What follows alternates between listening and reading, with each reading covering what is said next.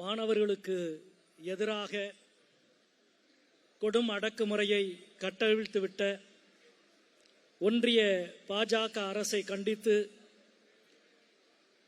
தமிழ்நாடு காங்கிரஸ் கமிட்டியின் சார்பிலே நடக்கிற இந்த எழுச்சிமிகு பொதுக்கூட்டத்தினுடைய தலைவர் அன்பிற்குரிய நண்பர் மாணிக்கம் தாகூர் எம்பி அவர்களே, இந்த கூட்டத்திலே உரை நிகழ்த்த வருகை இருந்திருக்கின்ற மறுமலர்ச்சி திராவிட முன்னேற்ற கழகத்தினுடைய தலைவர் பெருமரியாதைக்குரிய அண்ணன் வைகோ அவர்களே, இந்திய யூனியன் முஸ்லீம் லீக்கினுடைய தலைவர்கள் ஒருவரான என்னுடைய அன்பிற்குரிய நண்பர் நவாஸ்கனி அவர்களே, தொகுத்து வழங்கி கொண்டிருக்கின்ற பேரன்பிற்குரிய அண்ணன் பீட்டர் அல்போன்ஸ் அவர்களே, மேடையிலே இருக்கின்ற நம்முடைய மரியாதைக்குரிய அமைச்சர் ராஜேஷ்குமார் அவர்களே, காங்கிரஸ் இயக்கத்தினுடைய தலைவர் பெருமக்களே, இங்கே திரளாக கூடியிருக்கின்ற உங்கள் அத்தனை பேருக்கும் ஊடக நண்பர்களுக்கும் என் அன்பான வணக்கத்தினை முதலிலே தெரிவித்துக் கொள்கின்றேன். ஒரு எழுச்சியான கூட்டம்.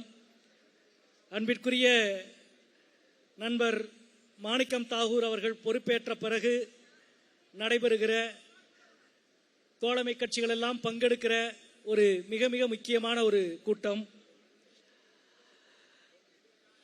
அருமைக்குரிய சகோதரர் மாணிக்கம் தாகூர் அவர்கள் தமிழ்நாடு காங்கிரஸ் கமிட்டியினுடைய தலைவராக தேர்வு செய்யப்பட்ட பொழுது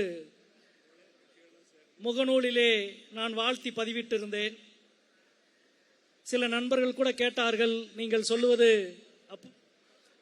சொல்லுவதை பற்றிய கருத்துக்களை கேட்டார்கள். நாடாளுமன்றத்தில் பொதுவாக பேசுவது, உண்மையை பேசுவது, அதை திறனோடு பேசுவது என்பது முக்கியம். அதைவிட முக்கியம், மோடியும் அமித்ஷாவும் அவர்களது இருக்கையில் உட்கார்ந்திருக்கிற பொழுது அதற்கு நேர் எதிராக எழுந்து நின்று உங்களுடைய இந்துத்துவா கொள்கை, வெறுப்பின் தத்துவம் இந்த தேசத்தை எப்படி சுடுகாடாக்கி கொண்டிருக்கிறது என்று நெஞ்சம் நிமிர்த்தி பேசுவதும் போராடுவதும். அப்படி நெஞ்சம் நிமிர்த்தி அதிகாரத்துக்கு அஞ்சாமல், பாசிசத்துக்கு அஞ்சாமல், உறக்க போர்க்குரலோடு சண்டையிடுகிற வெகு சில நாடாளுமன்ற உறுப்பினர்களில் அன்பு சகோதரர் மாணிக்கம் தாகூர் மிக மிக முக்கியமானவர். அவர் தேர்வு செய்யப்பட்டதற்கு எனது வாழ்த்துக்கள் என்று சொன்னேன். பாஜகவின் அரசியலை எதிர்ப்பது வேறு, அதையும் கடந்து RSS என்ற சித்தாந்தத்தின் கொடூரத்தின் மீது நின்று அவர்களது அரசியலை தோலுரிப்பது என்பது வேறு. மாணிக்கம் தாகூர் தொடர்ந்து அதை செய்கிற ஒரு ஆற்றலான நாடாளுமன்ற உறுப்பினர். இந்த நேரத்தில் அவரால் ஒருங்கிணைக்கப்பட்டிருக்கிற இந்த கூட்டம், உண்மையில் இந்த கூட்டம் ஒரு கண்டன கூட்டம் மட்டுமல்ல, ஒரு வெற்றி விழா கூட்டம் என்பதையும் நான் இங்கே சொல்லிக்கொள்ள கடமைப்பட்டிருக்கிறேன். போராடுவதற்கு காலங்காலமா நாம் எல்லாம் பழகி இருக்கிறோம். ஆனால் கடந்த 12 ஆண்டுகள், மோடியினுடைய இந்த ஆட்சியில் 12 ஆண்டுகள் நிகழ்ந்த போராட்டங்கள் மிகப்பெரிய போராட்டங்கள். அந்த போராட்டங்களின் வரலாறு, அந்த போராட்டங்களின் உழைப்பு, அந்த போராட்டங்களின் இழப்பு கொஞ்ச நஞ்சமல்ல. NRCக்கு எதிராக போராடினோம், CAAக்கு எதிராக போராடினோம், SIRக்கு எதிராக போராடினோம், காஷ்மீர் உரிமை பறிப்புக்கு எதிராக போராடினோம், விவசாயிகளின் உரிமை பறிப்புக்கு எதிராக போராடினோம். அப்பொழுதெல்லாம் மாதக்கணக்கில், வாரக்கணக்கில், 100 நாள், 200 நாள் என்று நீண்ட போராட்டம். ஒரு வருடமானாலும் கிடைக்காத வெற்றியை 29 நாள் போராட்டத்தில் அந்த வெற்றியை இந்திய திருநாட்டுக்கு பரிசாக கொடுத்திருக்கிறார்கள் நம் நாட்டினுடைய மாணவர்களும் இளைஞர்களும். அந்த வெற்றியை கொண்டாடுகிற ஒவ்வொருவரும் இது வெறும் தர்மேந்திர பிரதான் என்ற ஒரு அமைச்சரின் ராஜினாமா அல்ல, மோடி என்ற மனிதனின் அகம்பாவத்தின் மீது இறக்கப்பட்ட இடி.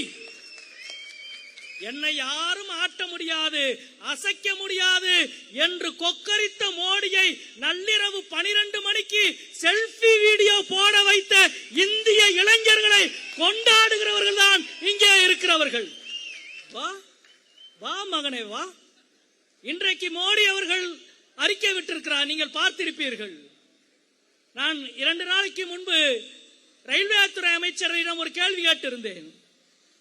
இந்த ரயில்வே துறையில் எவ்வளவு இடம் காலியாக இருக்கிறது, நீங்கள் எவ்வளவு பேரை பணியில் சேர்த்திருக்கிறீர்கள் என்ற கேள்வி. இந்த நேரத்தில் இந்த கேள்வி எவ்வளவு முக்கியம் என்று அவருக்கு தெரியும். யாருக்கு? அஸ்வினி வைஷ்ணவுக்கு. இந்த கேள்விக்கு சொல்ல போகிற பதில் எவ்வளவு சிக்கல் என்றும் தெரியும். அதுவும் கேட்டிருப்பவர்களை பற்றியும் அவருக்கு தெரியும். எனவே அவர் உண்மையை சொல்லிட்டாரு. என்ன சொல்லிட்டாருன்னா, இப்ப ரயில்வே எக்ஸாமுக்கு கடந்த ஆண்டு போஸ்டிங் காலி பணியிடம் 92,000, வெறும் 1,00,000 காலி பணியிடம். இதுக்கு எவ்வளவு பேர் தேர்வு எழுதியிருக்கிறாங்கன்னா 3,52,00,000 பேர் தேர்வு எழுதியிருக்கிறான். போன வருஷம் வெறும் 1,00,000 பணியிடத்திற்கு 3,50,00,000 பேர் தேர்வு எழுதியிருக்கிறார்கள். இந்த உண்மையை சொல்லிட்டாரு. அவளை சாதாரணமா புள்ளி வரத்தை கொடுக்க மாட்டாங்க. இந்த உண்மையை சொல்லிட்டு அவர் அந்த பதிலே இன்னொரு வார்த்தை என்ன சொல்லியிருக்காருன்னா, அந்த பதிலே இந்த தேர்வில், நாங்கள் நடத்திய தேர்வில் எந்த வினாத்தால் கசிவும் இல்லை, எந்த முறைகேடும் இல்லை அப்படின்னு அஸ்வினி வைஷ்ணவ் பதில் கொடுத்திருக்காரு. நீ ஏன் தேவையில்லாம ஆஜராகிற? உன்னை பத்தி நான் சொல்லவே இல்லையே. வினாத்தால் கசிந்ததா RRB நான் கேட்கவே இல்லை. ஆனால் அஸ்வின் அவர்கள் கொடுத்திருக்கிற பதில்ல நாங்க வினாத்தால் கசிவு நடக்கவே இல்லை, பிழை நடக்கவே இல்லை, முரண்பாடு நடக்கவே இல்லை என்று அவராக தேவையில்லாமல் வந்து ஆஜராகி கொண்டிருக்கிறார். நண்பர்களே, நடுங்கி போயிருக்கிறார்கள். பாஜகவினர் நடுங்கி போயிருக்கிறார்கள். 20ஆம் தேதி நடந்தது சாதாரண விஷயம் இல்லைங்க. இந்திய வரலாற்றுல 12 வருஷம் ஒரு கட்சி ஆளுங்கட்சியா இருக்கு. உளவுத்துறை, காவல்துறை அனைத்தையும் கையில் வைத்து ஒவ்வொருவரையும் கட்டுப்படுத்த முடியும் என்ற அகம்பாவத்தில் உச்சியில் இருக்கிறது. அது மட்டுமல்ல, RSS உடைய வலைப்பின்னல், RSS உடைய நெட்வொர்க், போலீஸ் நெட்வொர்க், உளவுத்துறை நெட்வொர்க் எல்லாத்தையும் கிழிச்சு போட்டுட்டு 1,00,000 பேர் டெல்லி மாநகரத்தில் கூடுனா 20ஆம் தேதி. கண்ணுக்கு முன்னால் நாங்கள் பார்த்தோம். இங்கே இருக்கிறவர்கள் பாராளுமன்றத்துக்கு 10-8க்கு முன்னாடி, அதிகபட்சம் ஒரு 50 மீட்டருக்கு முன்னால் மாணவ படை ஆக்ரோஷமாக வந்து கொண்டிருந்தது. மோடியிடமும் தர்மேந்திர பிரதானிடமும் வழக்கம் போல சொல்ல ஒரே ஒரு வார்த்தை இருந்தது. என்ன வார்த்தை தெரியுமா? அவங்க எல்லாம் அந்நிய சக்திகளால இயக்கப்படுகிறவங்க, CIA கைக்கூலிகள், பாகிஸ்தான் கைக்கூலிகள். இன்னைக்கு தர்மேந்திர பிரதான் ராஜினாமா கடிதத்தை எடுத்து படிச்சு பாருங்க. இன்னைக்கு மதியம் அவர் கொடுத்திருக்கிற ராஜினாமா கடிதத்தில் போராடுகிற மாணவர்களை வெளிநாட்டு சக்திகள் பயன்படுத்துகிற ஆபத்து பற்றி பேசியிருக்கிறார். இது ஒன்னும் புதுசு இல்ல, இது ஒன்னும் புதுசு இல்ல. காலகாலமாக எங்களை பார்த்து அவர்கள் சொல்லிக் கொண்டே இருப்பதுதான். இந்த கரப்பான் பூச்சி ஜனதா கட்சியினுடைய தலைவர் அபிஜித் திக்கே ஒரு வாரத்துக்கு முன்னாடி ஜந்தர் மந்தர்ல பேசின ஒரு பேச்சு, அருமையான பேச்சு. அவர் என்ன தெரியுமா சொன்னார்? எனது பெயர் காளிக்காக இருந்திருந்தால், நான் ஒரு இஸ்லாமியனாக இருந்திருந்தால், நான் ஒரு கிறிஸ்துவனாக இருந்திருந்தால் இந்நேரம் நான் சிறைச்சாலையில் இருந்திருப்பேன். அபிஷேக் பேசின பேச்சு. நான் ஒரு இஸ்லாமியனாகவோ கிறிஸ்துவனாக இருந்திருந்தால் என்னை இந்நேரம் மோடியும் அமித்ஷாவும் சிறைச்சாலைக்குள் தள்ளி இருப்பார்கள். நான் ஒரு பட்டியல் சமூகத்தை சார்ந்த ஒரு இந்துவாக இருப்பதால் இவர்களால் அவர்கள் வழக்கமாக பயன்படுத்த முடிய எந்த ஆயுதத்தையும் பயன்படுத்த முடியவில்லை. டெல்லியில நடக்கிறது அது என்ன வெறும் போராட்டம் மட்டுமா? எப்படி இவ்வளவு அனுமதி? மோடி என்னென்னமோ மோடியும் அமித்ஷாவும் எதோ செய்து பார்த்தார்கள். உங்களுக்கு தெரியும், பற்றி அறிந்து கொண்டிருந்த பிரச்சனை என்ன பிரச்சனை? ராமர் கோவிலில் திருட்டு. ஒரு மெகா தங்க வேட்டையை ராமர் பேரை வைத்து பாஜக கும்பல் நடத்தியது. ஆனால் போராடுகிற மாணவர்கள் என்ன தெரியுமா செஞ்சாங்க? போராட்ட மேடையில் ஒரு பக்கம் அரசியல் சாசனத்தின் படம், இன்னொரு பக்கம் துளசிதாசரின் ராமாயணத்தின் படம். வாடாம் அவனே வா. ஒரு பக்கம் உன்னுடைய தங்க வேட்டையை அம்பலப்படுத்துவோம், இன்னொரு பக்கம் கோடிக்கணக்கான மாணவர்களுக்கு இழைக்கப்படுகிற அநீதி. ஒண்ணு சும்மா கிடையாது. 3ஆம் தேதி பேப்பர் லீக் நடந்துச்சு. இதே அமைச்சர் பிரதான் அன்னைக்கு என்ன சொன்னார்? பேப்பர் லீக்கே நடக்கலன்னாரு. வினாத்தால் கசிவு நடக்கவில்லை என்று இதே அமைச்சர் சொன்னார். ஆனால் மாணவர்கள் சமூக ஊடகத்தில் எல்லாவற்றையும் படம் பிடித்து ஆதாரப்பூர்வமாக பரப்பினார்கள். ராஜஸ்தான் மாநில காவல்துறை பேப்பர் லீக் நடந்தது சம்பந்தமாக வழக்கை ராஜஸ்தான் மாநில காவல்துறை பதிவு செய்தது. வேறு வழி இல்லாமல் உச்ச நீதிமன்றத்தில் வழக்கு நடந்த பொழுது வேறு வழி இல்லாமல் கடைசியாக தர்மேந்திர பிரதானுடைய அமைச்சரவையினுடைய சகாக்கள் உச்ச நீதிமன்றத்தில் போய் ஒத்துக்கொண்டார்கள். உச்ச நீதிமன்ற நீதிபதிகள் 2 பேர் கொண்ட நீதிபதிகள் நாக்க புடுங்குற மாதிரி கேட்டாங்க, கடந்த கால தவறுகளில் இருந்து நீங்கள் பாடம் கற்றுக்கொள்ளவே மாட்டீர்களா, திருந்தவே மாட்டீர்களா என்று கேட்டார்கள். தர்மேந்திர பிரதான் நீ திருந்தவே மாட்டையா என்று நாங்கள் கேட்கவில்லை, உச்ச நீதிமன்றத்தின் நீதிபதிகள் கேட்டார்கள். மோடியும் அமித்ஷாவும் திருந்தவே மாட்டீர்களா என்ற கேள்விக்கான பொருள் அது. அதன் பிறகுதான் இவர்கள் உச்ச நீதிமன்றத்தில் ஒத்துக்கொண்டார்கள். வினாத்தாள் கசிவு நடந்தது, எனவே நடைபெற்ற தேர்வை நீக்கிவிட்டு மறு தேர்வு நடத்துகிறோம், அது மட்டுமல்ல தேர்வு கட்டணத்தை மீண்டும் மாணவர்களுக்கு திருப்பி கொடுக்கிறோம் என்று. அதற்கு பிறகும் அதையும் ஒழுங்காக செய்யல. ஒரு வழிப்பறி திருடனை போல தர்மேந்திர பிரதான் நடந்து கொண்டார் என்று இங்கே நாங்கள் குற்றம் சாட்டுகிறோம். 1-2 அல்ல, அருமை சகோதரர் மாணிக்கம் தாகூர் அவர்கள் குறிப்பிட்டதை போல, தொடர்ந்து எதிர்க்கட்சி தலைவர் மரியாதைக்குரிய ராகுல் காந்தி அவர்கள் குறிப்பிட்டதை போல 152 வினாத்தாள் கசிவு கடந்த 3 ஆண்டுகளில், அதில் 50% வினாத்தாள் கசிவு. வட இந்தியாவில் கோச்சிங் மாஃபியாக்களினுடைய ஆற்றல் பல 100 மடங்கு பெருகி இருக்கிறது. கோச்சிங் மாஃபியாக்களின் கைகளிலே இவர்கள் புறம் சிக்குண்டு நசிந்து சின்னாபின்னமாகி கொண்டிருக்கிறது மாணவர்களினுடைய கனவு. எனவே தான் இது இவ்வளவு பெரிய எழுச்சி. வெறும் நீட் தேர்வினுடைய வினாத்தாள் பிரச்சனை மட்டுமல்ல, ஏமாற்றப்பட்ட மாணவர்கள், கைவிடப்பட்ட மாணவர்கள், வேலையின்மையினுடைய பிரச்சனை, 14 ஆண்டு காலம் வெறுப்பை மட்டுமே கக்கிக் கொண்டிருக்கிற மோடிக்கும் அமித்ஷாவுக்கும் இடையில் ஒற்றுமையின் அடையாளத்தை காட்ட நினைத்த கூடிய கூட்டம் தான் இன்றைக்கு வெற்றி கூட்டமாக மாறி இருக்கிறது. நண்பர்களே, இந்த பிரச்சனையை எதிர்த்தால் இந்த அரசு, ஒன்றிய அரசு அதை எப்படி கையாண்டது உங்களுக்கு தெரியும். தொடர்ந்து 29 நாளும் இங்கே கடந்த ஆண்டு இதே காலத்தில் சிந்தூர் பிரச்சனைக்காக காஷ்மீரில் நானும் எங்கள் கட்சியினுடைய பொதுச் செயலாளர் MA பேபி உள்ளிட்டவர்கள் அந்த தாக்குதலின் பொழுது அங்கே போய் பார்வையிட்டோம். பாகிஸ்தானுடைய எல்லை வரை இருக்கிற இந்திய கிராமங்களை பார்வையிட்டு வந்தோம். 4 நாள் காஷ்மீர்ல இருந்தோம். 4 நாளும் எங்களது செல்போனுடைய இணைய வசதி இல்லை. எப்ப ஹோட்டலுக்கு திரும்பி வந்தா விடுதியில தான் இணைய வசதி இருக்கும். ஏறக்குறைய இந்த 5 நாளும் டெல்லியில் இந்திய நாடாளுமன்றத்தின் வளாகத்தில் இணைய வசதி எதுவும் இல்லை. அவமானம் இல்லையா ஒரு நாட்டுக்கு? 20ஆம் தேதி அவ்வளவு பெரிய தாக்குதல் நடக்கிறது. இதே அன்பிற்குரிய சகோதரர் மாணிக்கம் தாகூரும் நவாஸ் கனியும் நானும் 3 பேர் தான் உட்கார்ந்து இடைவெளியின் பொழுது பார்க்க, என்னங்க நெட்டை வேலை செய்யல, உங்களுக்கு ஏதாவது கனெக்ஷன் இருக்கான்னு பாருங்க, உங்க போன்ல கனெக்ஷன் கிடைக்குதான்னு பார்க்கனா வெளியில் அவ்வளவு பெரிய தாக்குதல் நடந்திருக்கிறது.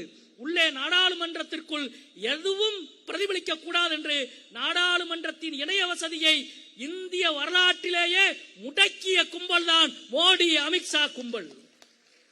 4 நாளா நேற்றைக்கு வரை டெல்லி விமான நிலையம் வரும் வரை அவர்கள் அதை விமான நிலையத்துக்கு வந்த பிறகுதான் இணைய வசதியே கிடைக்கிறது.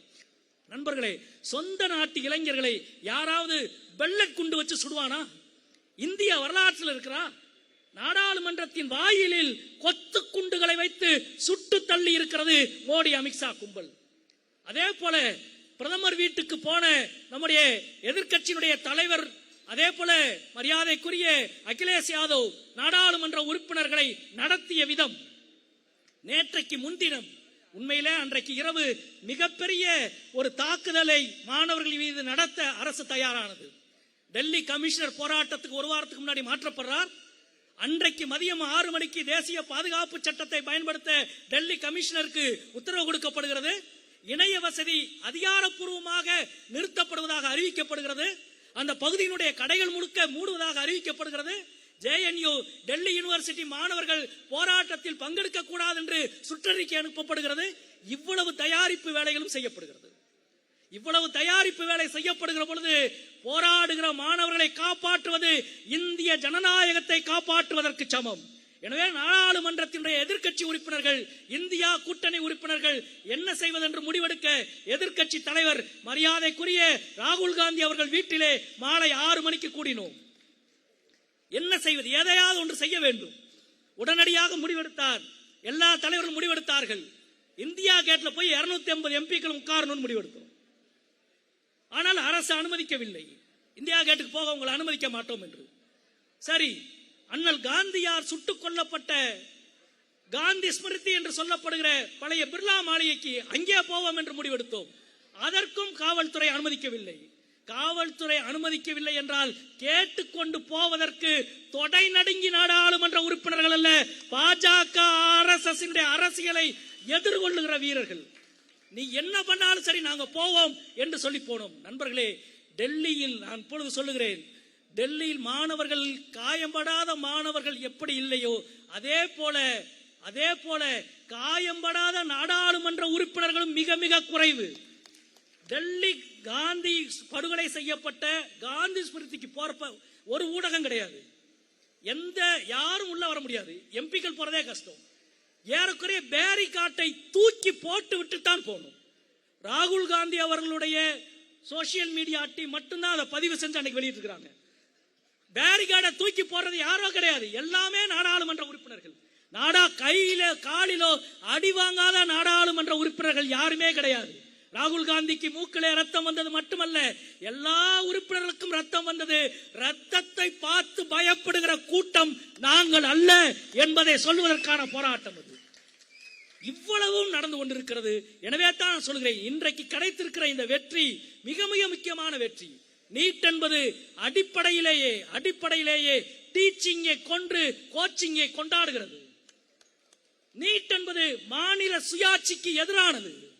நீட் என்பது மாணவர்களின் தன்னம்பிக்கையை குலைத்து தற்கொலைக்கு தூண்டுகிற அழுத்தத்தை உருவாக்குகிறது. அன்பு சகோதரர் மாணிக்கம் தாகூர் அதை மிக அழகாக இங்கே விவரித்தார். எனவே தான் வெறும் நீட்டில் முறைகேடுக்கு எதிராக போராடுது. நீட்டே ஒரு முறைகேடு, எனவே நீக்க வேண்டும் என்று தமிழ்நாட்டினுடைய போராட்டம் இது தொடர்ந்து முன்னெடுத்து செல்லப்பட வேண்டும். ஒரு வெற்றி என்பது சாதாரண வெற்றி அல்ல. நான் முதலே குறிப்பிட்டதை போல தர்மேந்திர பிரதானுடைய ராஜினாமா என்பது மோடி என்ற மனிதனின் அகம்பாவத்துக்கு விழுந்திருக்கிற அடி. இந்த அடி மேலும் தொடரும். அதுதான் இந்திய ஜனநாயகத்துக்கு நல்லது என்பதையும் இந்த நேரத்தில் தெரிவித்துக் கொண்டு, அதே போல தமிழ்நாட்டில் இன்னொன்றையும் நான் தெரிவிக்காமல் இங்கே முடிக்க முடியாது. மிக முக்கியமாக முதல் 3 நாட்கள் 21, 22, 23ஆம் தேதி தமிழ்நாட்டில் டெல்லி மாணவர்களுக்கு எதிராக நடந்த போராட்டத்திற்கு ஆதரவாக மாணவர்கள் நடத்திய போராட்டத்துக்கு, டெல்லியிலே மாணவர்கள் நடத்திய போராட்டத்திற்கு ஆதரவாக தமிழ்நாட்டில் இளைஞர்களும் மாணவர்களும் நடத்திய போராட்டத்தில் தமிழ்நாடு காவல்துறை கையாண்ட விதம் மிக மிக கண்டனத்துக்குரியது. அதை இந்த நேரத்தில் நான் பதிவு செய்கிறேன். நான் மட்டுமல்ல, அன்மைக்குரிய மாணிக்கம் தாகூர் அவர்கள் செவ்வாய்க்கிழமை இரவே முதலிலே பதிவு செய்தார். காங்கிரஸ் கட்சி தொண்டர்கள் கைது செய்யப்பட்டவுடன் எனது வன்மையான கண்டனத்தை பதிவு செய்கிறேன் என்று சொன்னார். அதுதான் அரசியல்.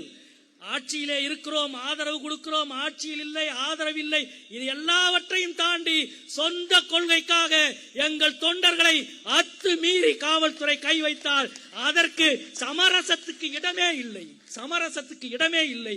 கடந்த 3 நாட்கள், நேற்றைக்கும் இன்றைக்கும் காவல்துறை அனுமதி கொடுத்திருக்கிறது, பல இடங்களில் வரவேற்கிறேன். ஆனால் முதல் 3 நாள் தமிழ்நாடு காவல்துறை கையாண்ட விதம் கடுமையான கண்டனத்துக்குரியது. அதையும் நான் இந்த நேரத்தில் பதிவு செய்ய வேண்டும் என்று நினைக்கின்றேன்.